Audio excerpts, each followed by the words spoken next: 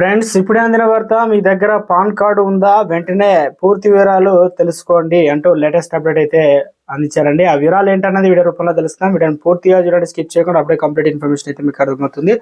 మరోసారి ఛానల్ వస్తే సబ్స్క్రైబ్ చేసుకోండి. ఇంకెవరైనా ఛానల్ సబ్స్క్రైబ్ దయచేసి ఛానల్ సబ్స్క్రైబ్ చేసుకోండి. మీరు సబ్స్క్రైబ్ చేసుకున్నట్లయితే లేటెస్ట్ అప్డేట్ అందరికంటే ముందుగానే అందించడం జరుగుతుంది మీ ఫోన్కు.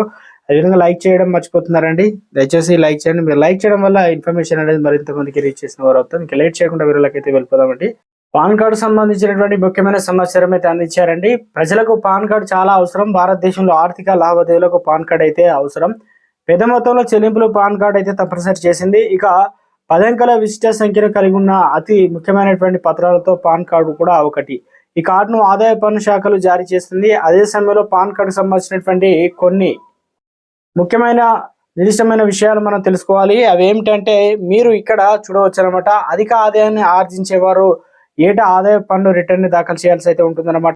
అంటే ఈ ఏడాది ఆర్థిక స్థితి ప్రకటన ప్రకారం 7 లక్షల కంటే ఎక్కువ ఆదాయం ఉన్నవారు పన్ను చెల్లించాలి. అయితే ఈ ఆదాయ పన్ను రిటర్న్ ఫైల్ చేయడానికి పాన్ కార్డు తప్పనిసరి అయితే చేసింది.